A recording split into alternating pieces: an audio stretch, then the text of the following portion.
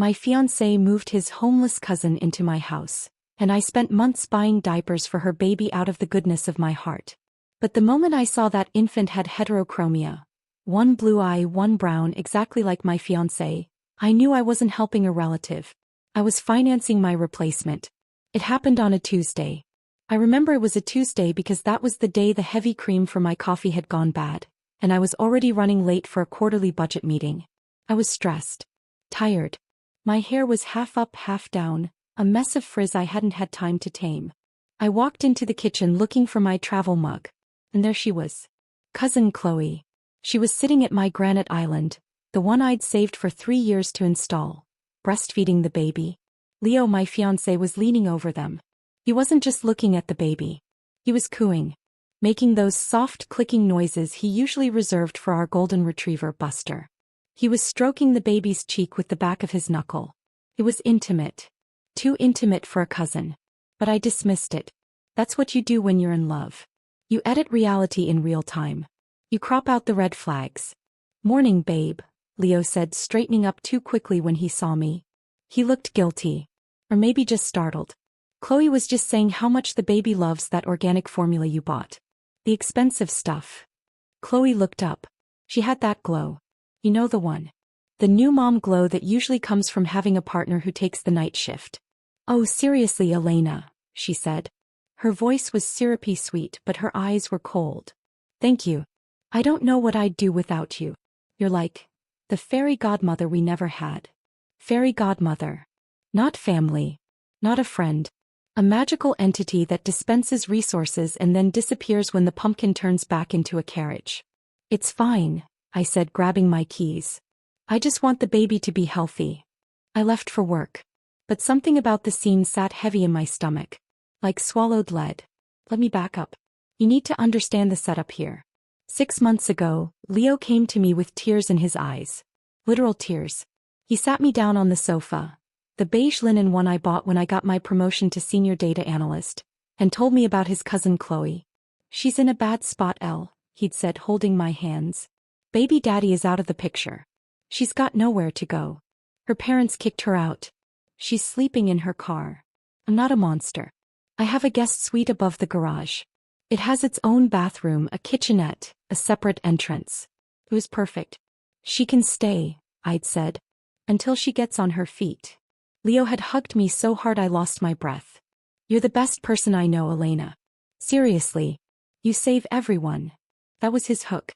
He knew I prided myself on being the strong one. The provider. The fixer. So Chloe moved in. And the bills started rolling in. First it was groceries. "Chloe doesn't have food stamps yet," Leo said. So I added $300 a week to my budget. Then it was baby gear.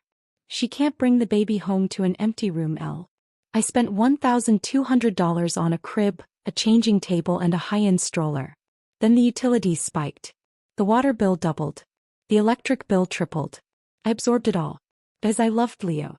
And because I thought we were building a life together. I thought this was just a hurdle we were clearing as a team. But that Tuesday morning, the way he touched that baby, it nagged at me all day. I came home early. Around 3 p.m. I didn't announce it. I just pulled my car into the driveway and walked quietly through the side door. The house was silent. I walked into the living room. Chloe was on the couch. The baby was in a bouncer on the floor. The baby was crying. Just a little fussing. I walked over to pick him up. I hadn't held him much. Chloe was possessive. She usually snatched him away if I got too close, claiming he was germ-sensitive. But she was in the bathroom. I lifted the baby. He was heavy. Thought.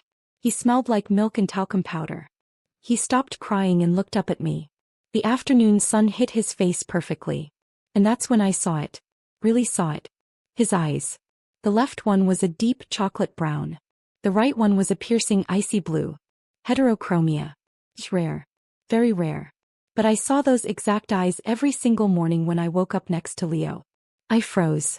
The room seemed to tilt on its axis. My heart hammered against my ribs. Thump, thump, thump, so hard I thought I might drop the child. Leo walked in then. He was coming from the garage, wiping grease off his hands with a rag. "Oh," he said. He stopped dead. "You're home early." He looked at me holding the baby. Then he looked at the baby's face. Then back at me. I saw the panic flare in his eyes.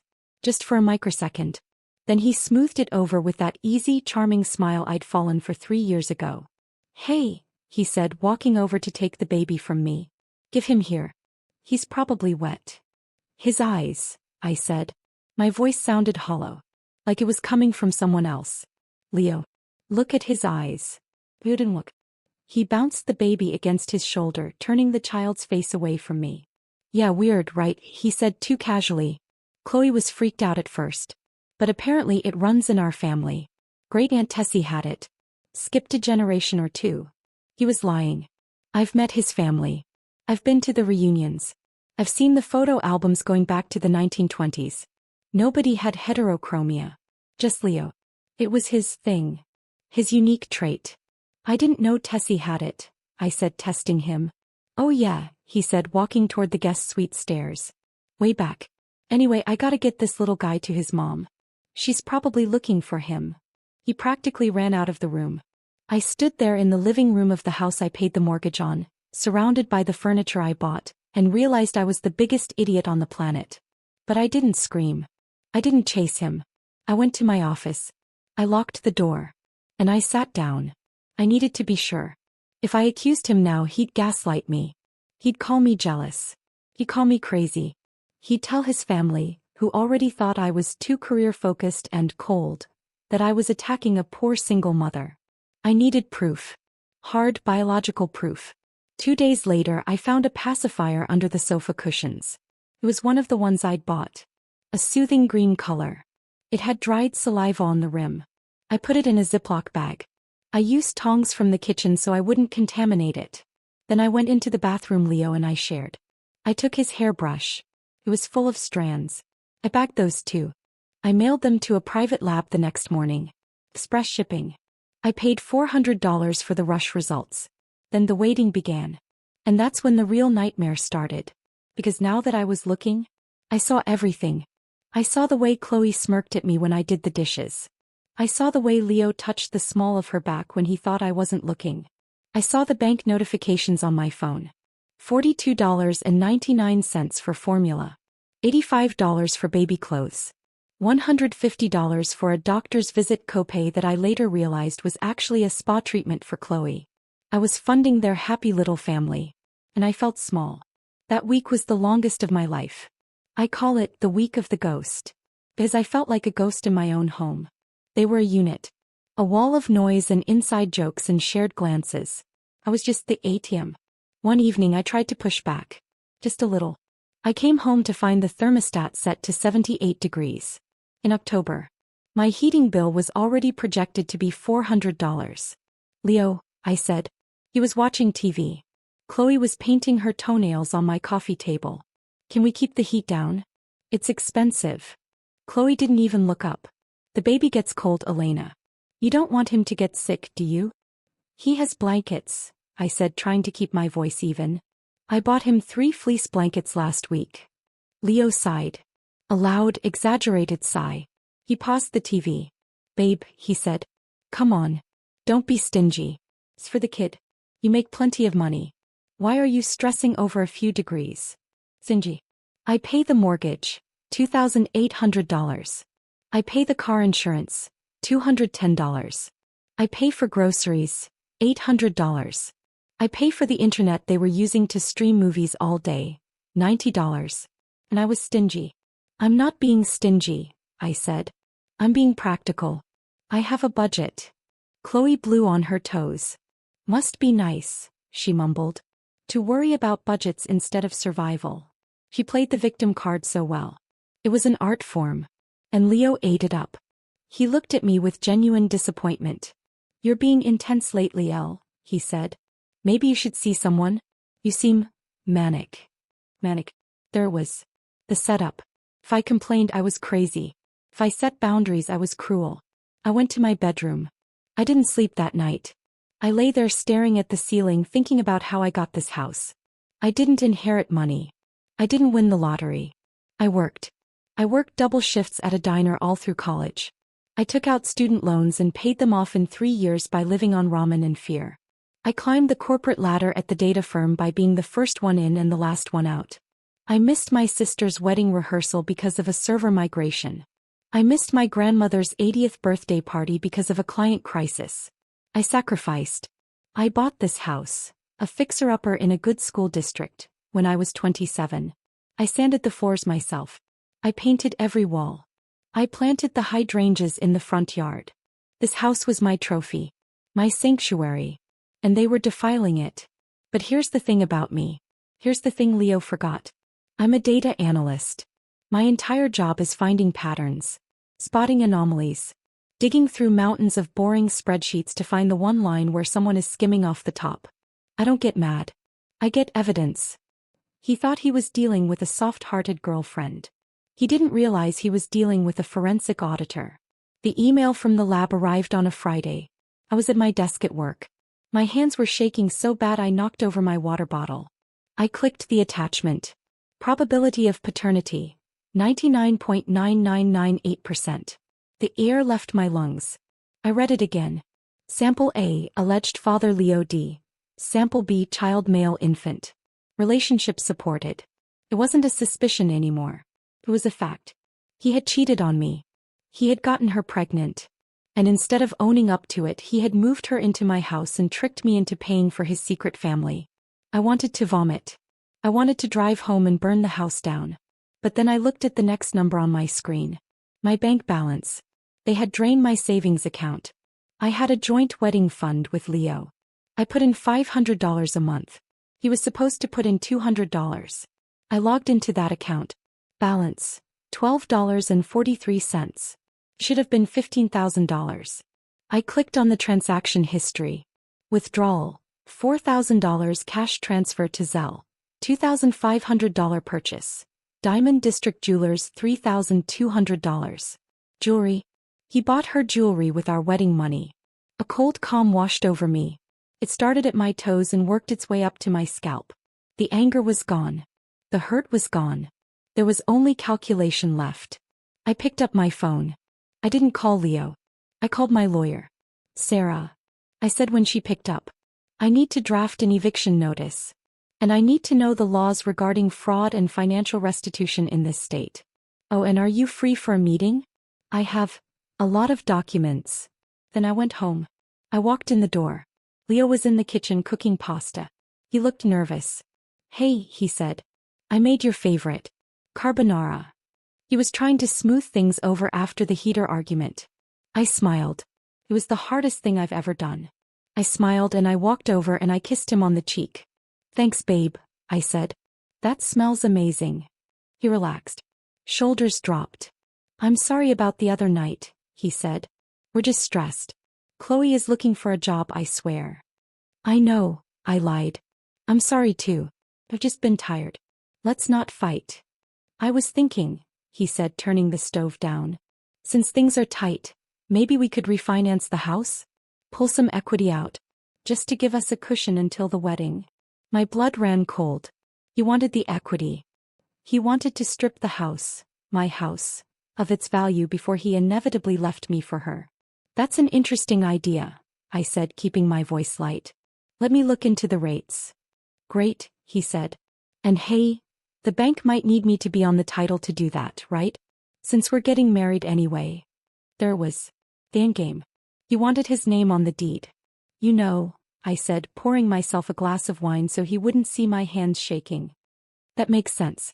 If we're going to be partners, we should be partners in everything. He beamed. Exactly. God, I love you, El. I love you too, I said. And I meant it. I loved the version of him I thought existed. But that man was dead. The man standing in front of me was a parasite. And I was about to call the exterminator. The next 3 weeks were an exercise in psychological warfare. I entered what my therapist later called the gray rock phase. But I prefer to call it the trap. I became the perfect, compliant fiancé. I stopped complaining about the bills. I stopped asking when Chloe was moving out. I bought the expensive organic kale Chloe requested. I even babysat the kid, my fiancé's secret son, so they could go look for jobs, which I knew meant going to the movies. I needed time. I needed to secure my assets. I needed to document every penny they stole. And I needed to set the stage for the reveal. Every day I played the part. Oh, don't worry about the electric bill, Leo. I'll handle it. Chloe, do you need more diapers? I'm running to Target. While I was running to Target, I was meeting with a forensic accountant. We built a spreadsheet. It was beautiful. Tab 1. Unauthorized withdrawals. Tab 2. Household expenses attributed to cousin. Tab 3. The DNA results. Tab 4. The text messages. Yes, I got the text. Leo was sloppy. He left his iPad unlocked on the nightstand while he showered. I didn't just read them. I exported them. Leo, she's totally buying it. She said she'd put me on the deed next month. Chloe, good. I can't stand living in her guest room anymore. He's so uptight. Leo, just hang in there, babe. Once the refinance goes through, we'll have $50,000 cash. We can get our own place. Chloe, what about the wedding money? Leo, already moved it. Bought you that bracelet, remember? I screenshotted everything. The date was set for November 12th. Leo's family was hosting an early Thanksgiving dinner. Everyone would be there. His parents, who adored me, or so I thought. His sister. His aunts and uncles. And of course Chloe. Leo had been pressuring me to sign the deed transfer papers before the dinner. It would be such a great announcement, he urged. Tell everyone we're officially co-owners. It proves we're solid. I want it to be a surprise, I told him. I'll bring the papers to the dinner. We can sign them there with your dad as a witness. It'll be ceremonial. He loved that idea. His ego loved the idea of an audience. You're amazing, he said. Tuesday came. I woke up calm. It was the kind of calm you feel before a storm. The air pressure drops. The birds stop singing. I dressed carefully. A red dress. Power color. I put on my heels. You look hot, Leo said, watching me from the bed. Thanks, I said. Get ready. We don't want to be late. We drove to his parents' house in silence. Chloe was in the backseat with the baby. She was wearing the diamond bracelet Leo had bought with my wedding fund. He didn't know I knew. She caught my eye in the rearview mirror. Excited for tonight? She asked. You have no idea, I said. The dinner was standard. Turkey, stuffing, polite conversation about football. I sat there sipping my water watching them. Leo's mom, Barbara, tapped her glass with a spoon. Okay, she said. Before we cut the pie, I think Elena has an announcement. The room went quiet. Leo squeezed my knee under the table. He was practically vibrating with greed. I stood up. I held a manila envelope. Yes, I said. I looked around the table. I do have an announcement. Leo and I have been talking about our future. About sharing everything. Leo smiled. He nodded at me to go on. I brought some papers, I said. Leo thinks these are the deed transfer papers for my house. I saw Leo's brow furrow slightly. Thanks. But, I continued, I decided to go a different route. I opened the envelope. I didn't pull out a deed. I pulled out a stack of paper. The spreadsheet. The DNA results. The texts. I handed the first sheet to Barbara. What is this? She asked, adjusting her glasses. That, I said, is a paternity test. The room went so quiet you could hear the refrigerator humming in the next room. Paternity? Leo's dad asked. For who? For the baby, I said. I pointed at the infant sleeping in Chloe's arms. Leo is the father. Chloe gasped. You crazy bitch, she screamed. She stood up. How dare you? Sit down, I said. My voice wasn't loud, but it was hard. Like granite. I'm not finished. I turned to Leo. He was white. Sheet white. Elena, he stammered. You're confused. That's fake. It's from a certified lab, I said. 99.9% match, Leo. Your eyes. Remember? Great Aunt Tessie. I tossed the packet of text messages onto the center of the turkey platter. And these, I said to the room, are the messages where they discuss stealing my house. Leo, you remember texting her? She's so uptight I can't wait to take the equity? Barbara was reading the text. Her hand flew to her mouth. Leo, she whispered. Did you write this? She hacked my phone.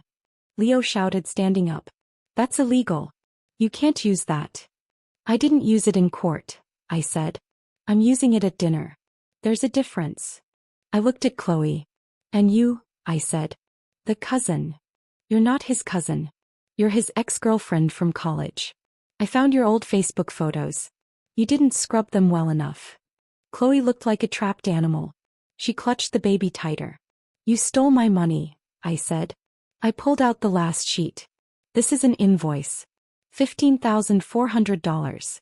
That's the wedding fund, the extra utilities, the groceries, the baby formula. Everything. I looked at Leo. We're done, I said. Obviously. But here's what's going to happen. You have 24 hours to get your things out of my house. I've already changed the locks. Your key won't work. You can't do that. Leo screamed. I live there. I have tenant rights. Actually, I said, since you never paid rent and you're technically a guest and I have police reports filed regarding the theft of funds from our joint account. I can. The police are waiting at the house right now to escort you to get your essentials. The rest goes in storage. Leo looked at his parents. Mom? Dad? Are you going to let her do this? Barbara looked at the paternity test. Then at the text. Then at the innocent baby with the mismatched eyes. She stood up. She walked over to Leo. And she slapped him. It was the loudest sound I've ever heard. Get out, she hissed. You brought this mess, into our family? You stole from this girl? After everything she did for you? Mom. Get out, she screamed. And take your mistress with you. Leo looked at me. His eyes were full of hate. You ruined everything, he spat. No, Leo, I said. I just turned on the lights. I walked out. I left the papers on the table. I left them screaming at each other. I got in my car. My hands were shaking again, but this time it wasn't fear. It was adrenaline. It was relief. I drove home. The police officer was there just like I'd arranged. I showed him the documentation proving I was the sole owner of the property. If he shows up, the officer said, call us immediately. I went inside. The house was quiet. But it wasn't the heavy silence of the last few months. It was a clean silence. I walked into the guest suite. It smelled like sour milk and cheap perfume. I started packing. I didn't wait for them. I threw Chloe's clothes into garbage bags. I boxed up the baby gear I had paid for. I found the jewelry box. The bracelet was gone, she was wearing it, but there were other things.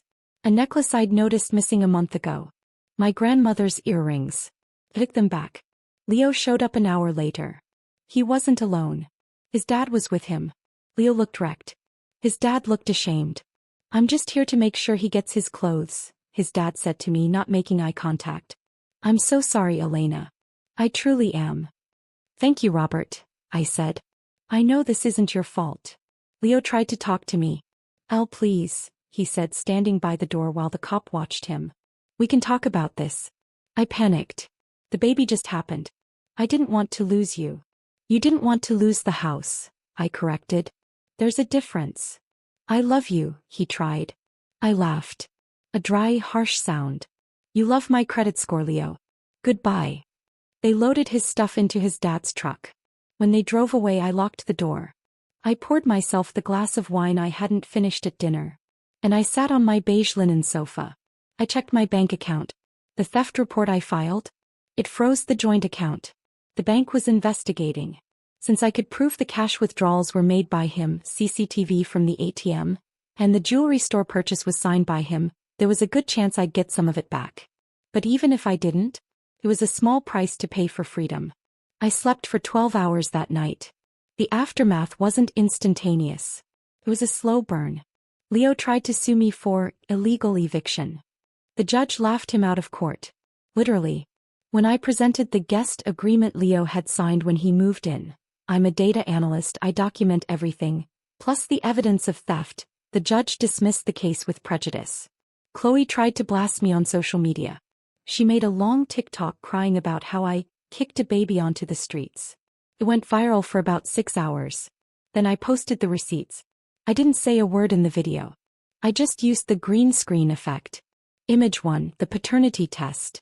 Image 2, the text where she calls me uptight and plots to take my equity.